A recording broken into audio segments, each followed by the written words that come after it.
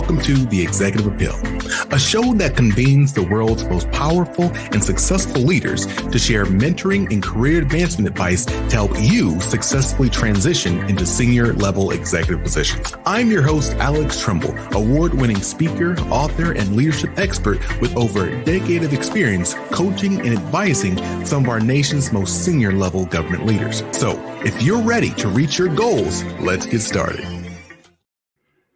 Welcome, leaders around the world. Thank you for everyone for being here for another power-packed episode of The Executive Appeal. I'm your host, Alex Tremble, and I'm thrilled to have you joining us today. This podcast is where we go beyond the ordinary, moving past the cliches of just work hard and you'll reach your goals, to actually uncover the true secrets of success to get to those executive level positions. And by the way, if you didn't know this already, I am not just your amazing host of this awesome podcast. I am an international prolific keynote speaker and executive coach. So if you're seeking an engaging and motivational speaker for your next event, look no further. I have had the privilege of addressing audiences around the world, sharing insights that go beyond the surface and leave a lasting impact. Whether it's developing meaningful relationships and connections with your team, your mentors, your clients, your fellow executives, or if it's focusing on how to provide your audience with the strategies required to achieve exceptional success in the face of all of life's and the business world's challenges, I've got you covered. So look, don't miss out on an opportunity to elevate your team and your stakeholders' potential. Visit alextremble.com to book me today to speak at your next event, and let's make your next event unforgettable together. Now, with no further ado, let me say, today is a good day. See, today we have with us the awesome, amazing, the always super suave Mr. Darrell Williams. Darrell is a member of the White House Communication Agency Hall of Fame. Yes, you heard that right. And his leadership background includes 30 years of federal service, highlighted by his selection as Department of Defense's Outstanding Mentor and Human Resource Team Member of the Year. How amazing and cool is that? His leadership philosophy is based on a stellar 20-year military career where he traveled as an operations and vice presidential communications officer, leading over 500 White House missions. Following the tragedies of September 11th in 2001, Darrell was selected as a one of 5 leaders from 30 senior managers to direct emergency action communications for the vice president of the United States, to include duties as an Air Force 2 command representative. Oh, now y'all see why I was excited to talk to this man today. How are you doing, kind sir? Alex, I'm doing great. Thank you so much for having me. Oh man, it is all the honor here, And I gotta kick us off. What may seem like an obvious question, but it's a needed question. So how do you operate following 9/11? Working with the White House, the stress, the uneasiness, the understanding, like, what is going on? This could have never. How is this even happening? How do you operate and do your job in that situation? So for me, Alex, the key really, it wasn't even about me, right? It's about all those other people that are part of the agency that are within my span of influence. So I had to immediately get a grip and realize, okay, what's needed at this time? Who needs what type of leadership and guidance? And what are those areas of improvement that need to be covered down until we can finally put the true stamp on that thing to move forward. Yeah, I know. I hear you. And how do you as a leader stay focused? Right? I mean, you hear the sayings about those people and professions where they run towards the fire in the building. They run towards the gunshots. In this type of situation, there are many people who had to been like, I can't function right now. No, that I need time. But in your role, you don't have time. You don't have the choice to say, I can't function right now. So one, how do you make yourself function in those situations? And what do you think prepared you to try to be able to function in that situation? So the first part of that question is what helped me, and it's really just something deep down inside. I always mentor a lot of people and tell them there's always something inside every one of us, and it does not come out, unfortunately, until the most tragic types of situations, whether it's personally or professionally. And believe it or not, the interesting part with my background is what prepared me for something like that is growing up straight out of Compton, right? When you kind of grow up around gunshots and things like that, keeping your head on the swivel, trust me, anything after that is pretty much downhill. Mm-hmm, mm-hmm, mm-hmm. Uh, so you bring up a wonderful point that I want to kick us off then with, is that when you're talking about being a leader and extremely uncharted situations, you don't you're not ready when that happens. When that stuff happens, you don't get ready.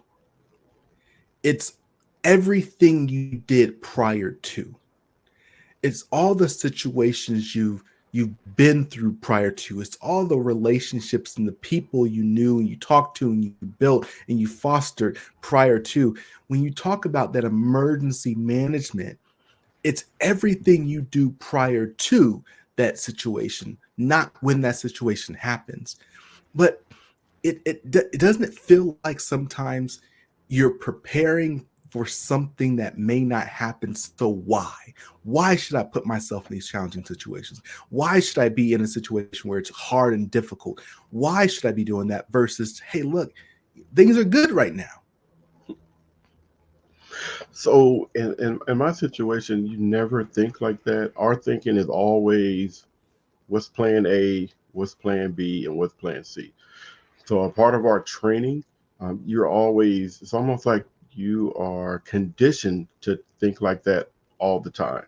And that's just one of those modes of way that you operate when you're in that type of environment. Supporting the executive officer, the president, whether it's 9/11 or things that happen behind the scenes that people don't see, right? But we know what's going on, and we know that equipment is acting funny, and we got to make sure we take care of this thing before, the boss speaks or goes up onto that stage.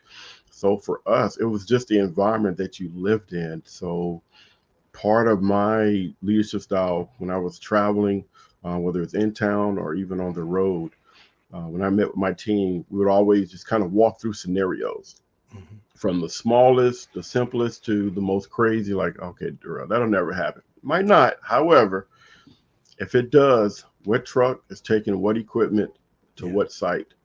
And the more that we did, and we did it kind of like a game, like it never was at pressure, Yeah.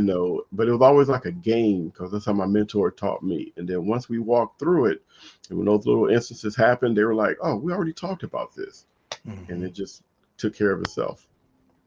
I mean, but how do you know when you're over preparing though? How do you know when to stop? Because there is no perfect. You can't be prepared for everything. So how do you know how to do that without over preparing or getting to the point where you're just kind of almost stalling? So in our situation, there is no such thing as over preparing because you just don't know what could happen. A lot of people, Alex, used to always say, well, everybody has a no fail mission. Yeah, that's true. But when you fail, the whole world doesn't see it. Mm, That's the background that we lived in. And mhm. for us, again, there was no over preparing. It's always what's plan A, what's plan B, what's plan C. What happens if this doesn't work? Because what we found is the more you condition people as a leader with your training and with scenarios, the easier it is for them to think in those crazy situations. Well, so here's the reality. Um, you didn't magically end up in the White House Hall of Fame. You didn't magically become selected for those opportunities. Again, this podcast is focused on people who are already in executive positions and those individuals who are looking to move into. So let me ask you a question. How did you end up there? So for me, it really took a mindset early on. It was more of a fear, like I don't want to mess up. Like how many people from Compton make it from the hood to the house, right? Mhm. So I put a little extra pressure on myself to say, if I'm the only one that's going to be in this role, then I better do it right. And then if I do it right, maybe it'll open up the doors for people like the Alex Trembles to come after me. So that was the first mindset that I had to have. You have to have that mindset, like you have to make this work because it's not just about you, but it's about those who open up the door before you got there and those that could come after you. And then the second thing I did was I always surround myself around great mentors. Like I went to the people that were considered great at what they did, whether they were a radio lead, a switchboard lead, the audiovisual lead. You know, what was it that they did on a consistent basis that made everybody say, when those crazy trips or missions come up, right? I want the George MacArthur's on my trip, or I want the Rich Reeds on my trip, right? And then when you start talking to those people and again running those scenarios and asking them questions like, hey, what can I do to help you when this doesn't work or this is happening? And then you just continue to do that every time. Every trip that I went on, I made sure that I learned something new. And it wasn't always just from the senior people. Like I'd go to the team and say, hey, tomorrow we're going to have training on the new radio equipment. Who's your most junior person? Let's have that person give the class. Not one of those stump the chumps, but we want to build confidence. We want to Mhm. let them know that we're preparing them now to be a leader instead of later. I love the intentionality around, yeah, you know what, me and my team could lead this, but let's find someone else to do it. And like you said, don't it's not quote unquote stump the chump. It's how do we build them up, give them confidence. Um, is one, I love that perspective. Two, have you ever been in a situation where you've seen someone who you believe can be a wonderful leader, a great leader, someone who is operating exceptionally, but they don't see it? What do you do to those people? What do you do with those people when you're trying to, elevate them, but they don't want to be elevated. They don't bother because you know what? I'm not that good. I'm not that smart. Again, it's that imposter syndrome. So, how do you work with those individuals? So I had a lot of that traveling, especially when I was supporting Vice President Cheney. We had to set up his equipment a lot when he was on vacation trips and things of that nature. And I would look for those types of technicians, right? Like it was my purpose. Like I need to identify that next generation leader. And then I would grab those individuals and say, hey, tomorrow we're going to go check out the vice president's residence. We're going to do a sound check and all that good stuff. And they were like, yeah, but what if he comes out? I said, if he comes out, you're going to be the man and do this. They're like, yeah, but you're in charge. I may be in charge, but guess what? You have the knowledge. I said, part of being a good leader is recognizing the potential of other people around you. And I need the vice president to know that if something happens to me, or if I'm delayed or I can't get to him, he knows that, oh, that was a radio tech named Alex. I might not remember his name, but I saw his face. Yeah. I saw him testing the equipment. So that's going to allow the vice president to feel more comfortable instead of just depending on one person. He knows that now I can truly depend on the team. And when I explain it like that, Alex, to those individuals, the fear kind of goes away. Hmm. And then I continue to pour back into them to reassure them, like, hey, man, I am nothing on this trip without you, right? I may be the person that's in charge. I said, but you're the one that makes it happen.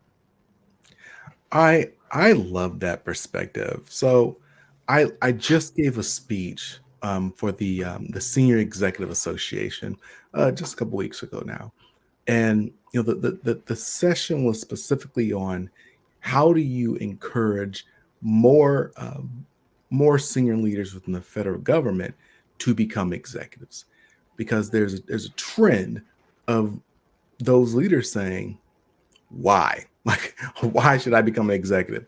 It's just more stress. I can stay at this little lower level. It's a little less pay, but a lot less stress. And so we had this conversation about this. I ultimately challenged the executives who were in the room and said, look, at the end of the day, a lot of this happens. It comes down to you. A lot of it comes down to you. You have to show them that you can be an executive and have a life. You have to show them that they matter. You have to put them in situations and delegate to them and allow them have the spotlight so they can get used to it and say, okay, well, it's not that bad. It is really important to not just, I tell people, don't just look back, reach back, bring people to the table now and have that intentionality around it. And not be, again, in a lot of these leaders I work with, whether I'm coaching them or, serving as advisors, they're not trying to, what's the word, hog the spotlight. They're just not even thinking about it. They're doing their job, and I'm the executive, so I'm out there doing it.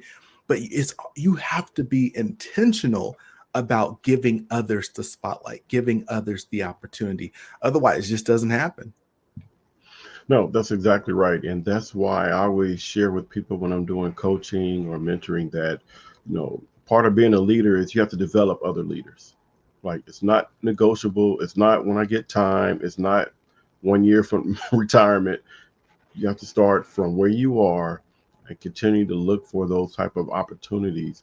And you brought up a great point about, people that see that so-called stress, that extra time of not being balanced in life, and they're like, well, I don't want that.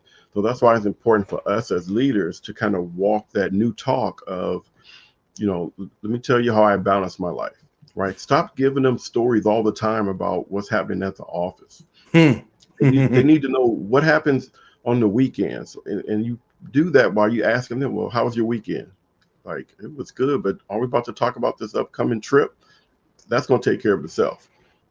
What are you doing to relax nowadays? What new hobbies are you doing? Yeah. Right? When the last time you spent time with your family? And they're like, well, why are you asking me those questions? We're about to go on an overseas trip to support the president. So I'm asking these questions because before we go, you need to be in the right mindset. You need to be totally relaxed.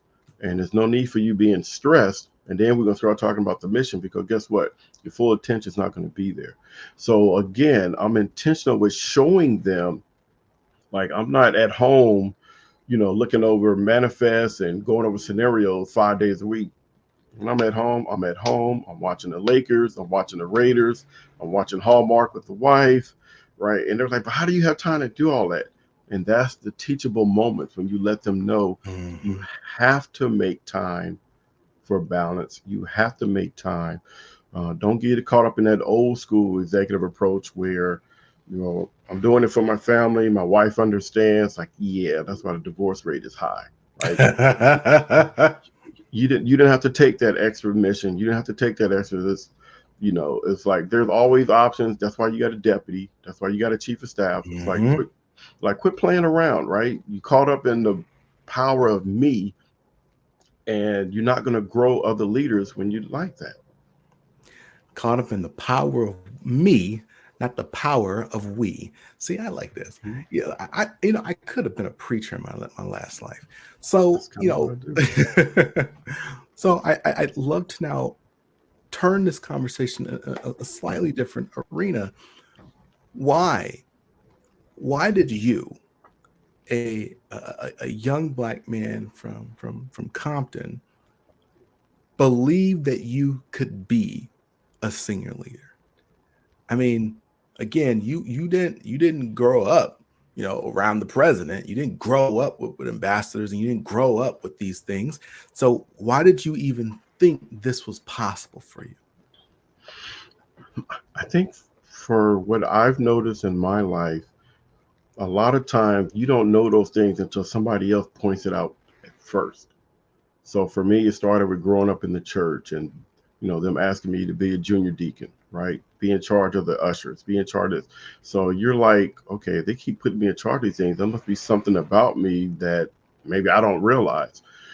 And then the second thing for me is I'm very aware of what's going on. So like for me, it wasn't like just growing up in Compton and there's gang bangers and helicopters flying overhead. I would ask the questions. Why are there gangbangers? Who's in charge of the gangs? Why is that person in charge? Why are they following this person to do things that may be illegal and dangerous, but yet they're willing to put their lives on the line? So I did a lot of studying, Alex, even before I joined the military, about what makes leaders. And I probably didn't have the title of leader when I was thinking about it, but it's like, what's allowing that person to have so many people following them? And then one of the things I used to do at Compton High, like very relational, even early, right? I was cool with the smart kids. I was cool with the gangsters. I was cool with the guys that play sports.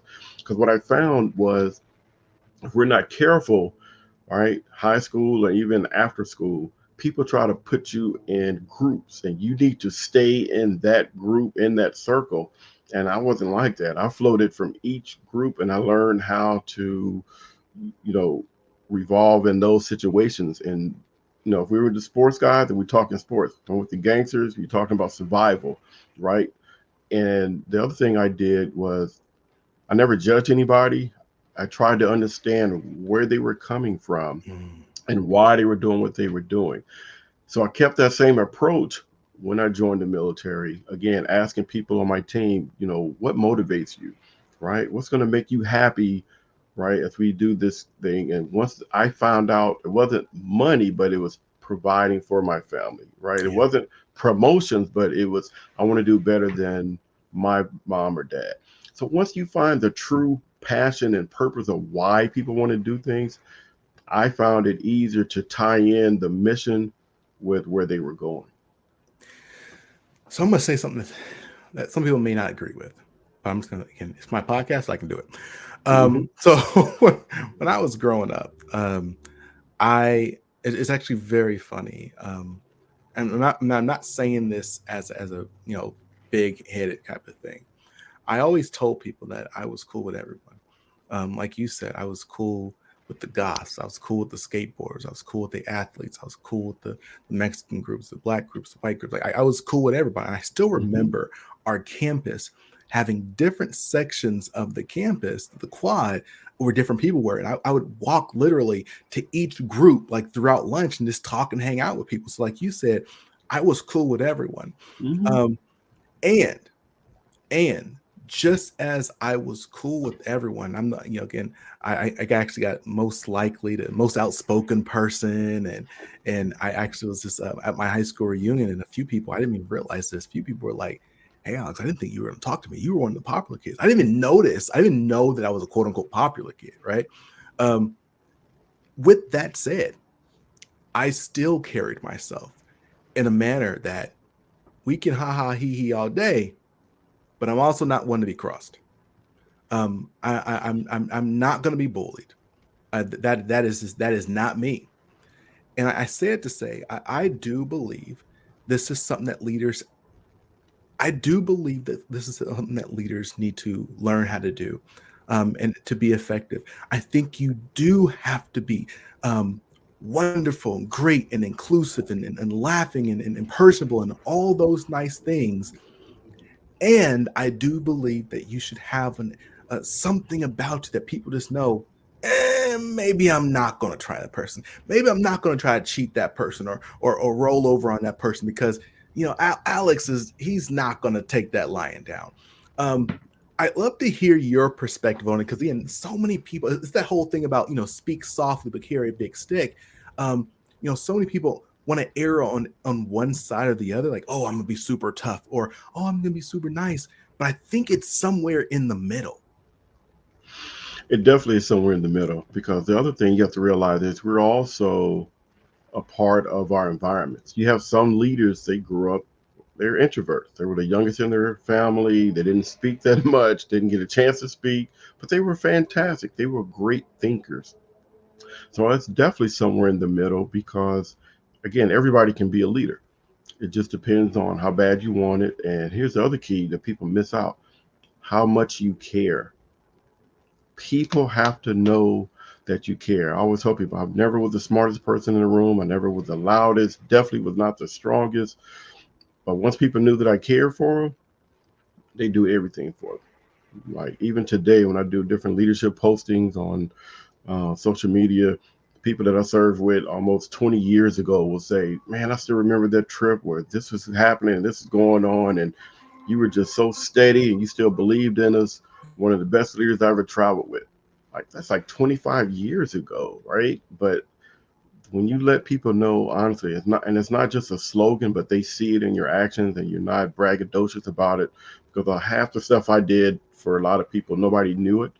They knew it, and they know that I didn't do it for it. And they would have said, "Well, I need to go tell somebody about." I'm like, nope, let's keep that between me and you, and we're good to go.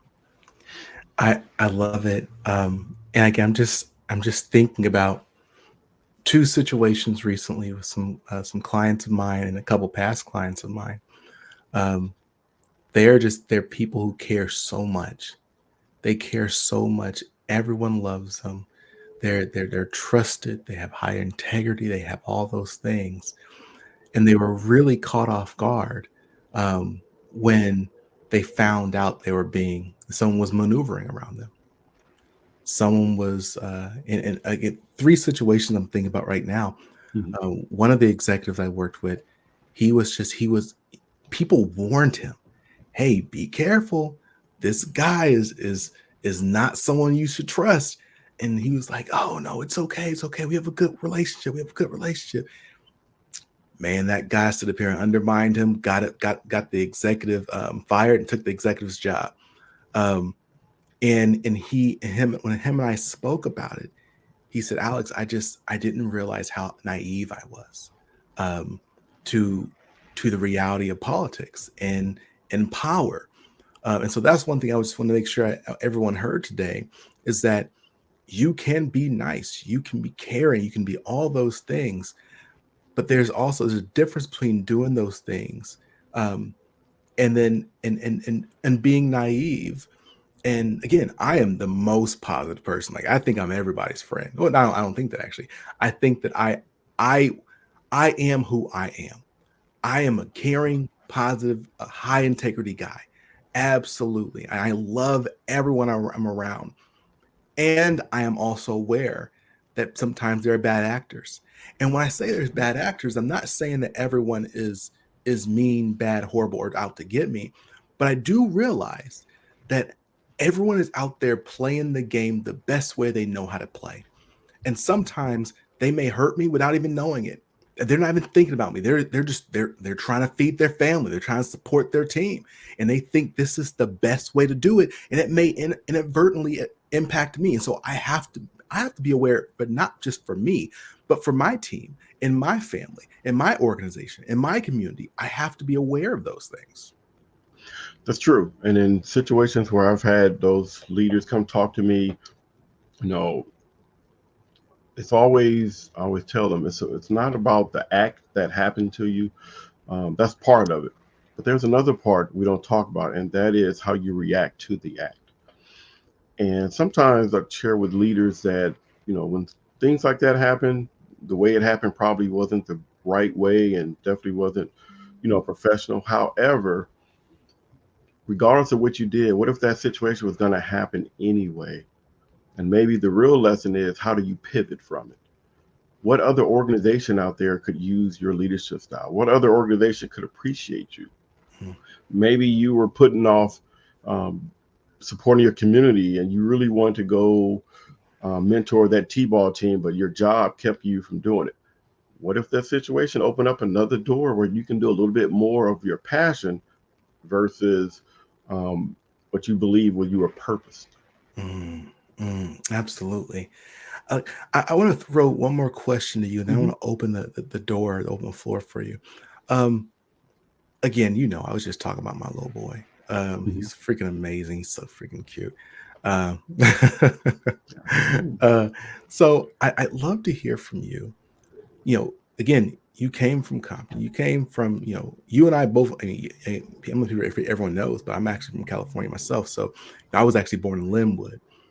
Born in Linwood, Live there. lived in Carson for a while, Long Beach, and all the areas. And I still remember growing up and being in those places, being in those places and spaces, and my cousins, and like when you live in that world, sometimes not everyone. I'm not saying it's for everyone, but when you live Hmm. in that world, those things, what you see is not out of the ordinary. It's normal. It's ordinary. It's your life.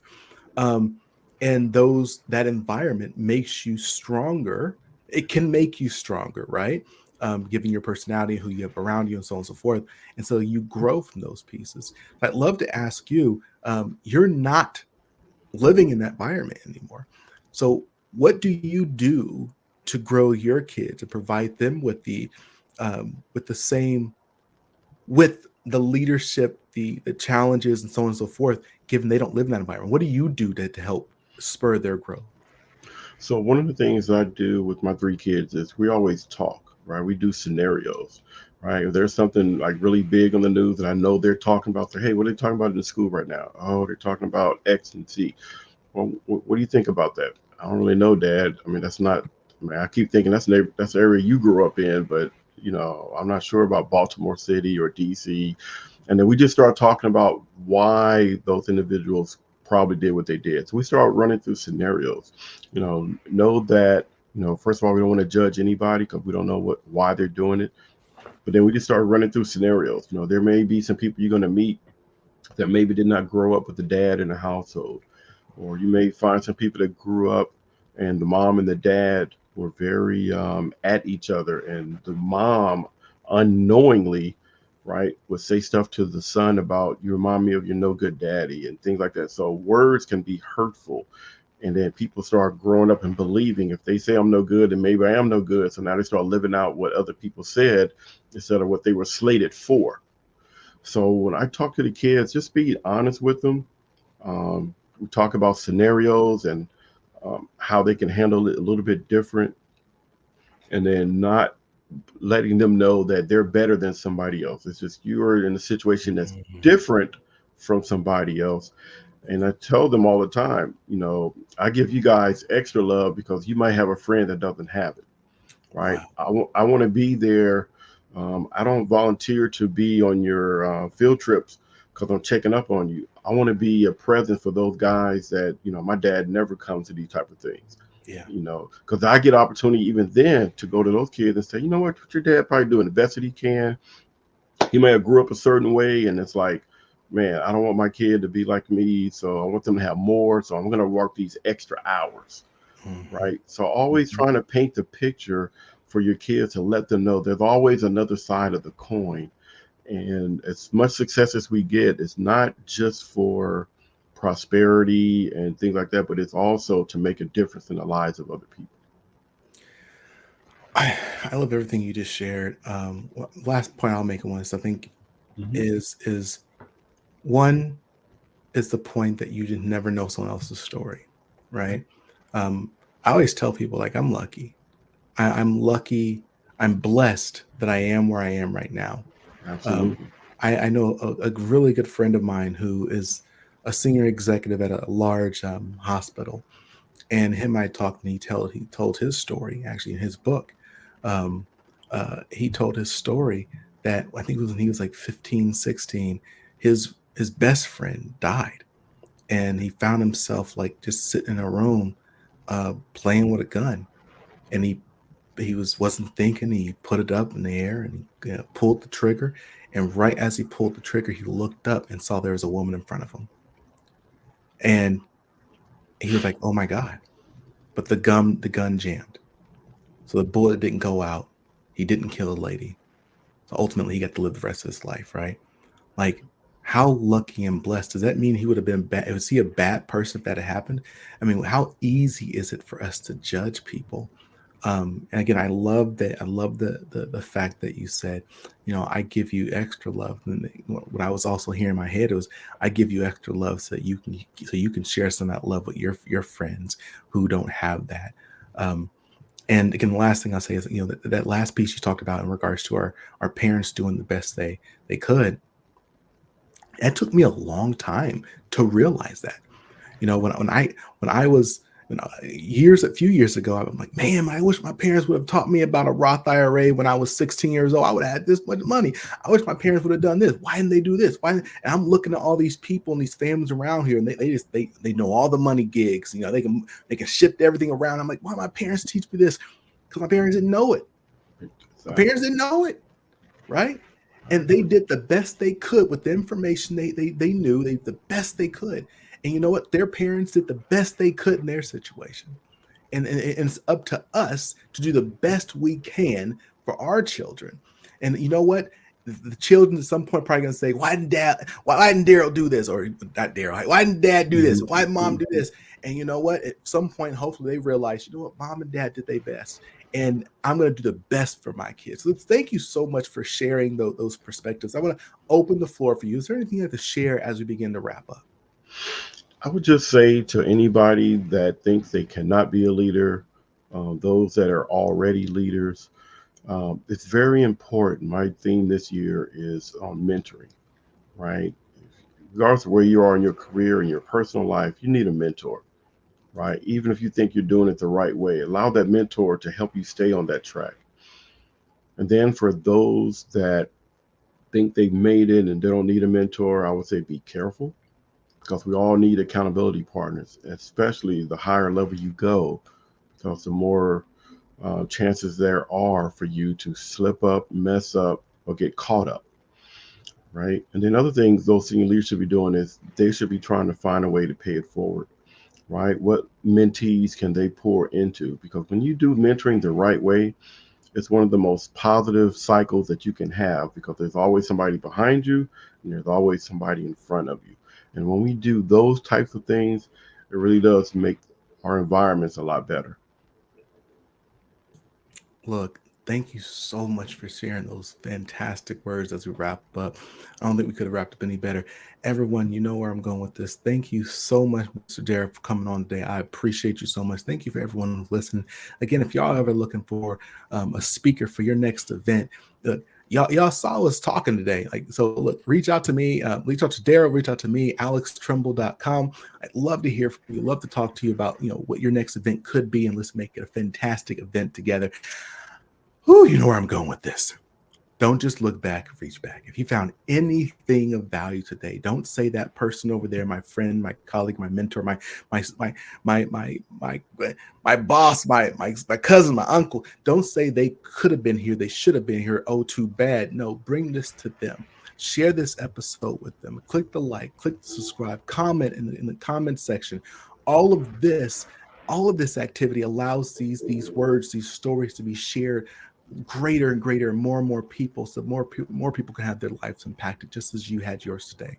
So as always, I encourage everyone here, stay strong, stay positive, and definitely stay moving. See ya.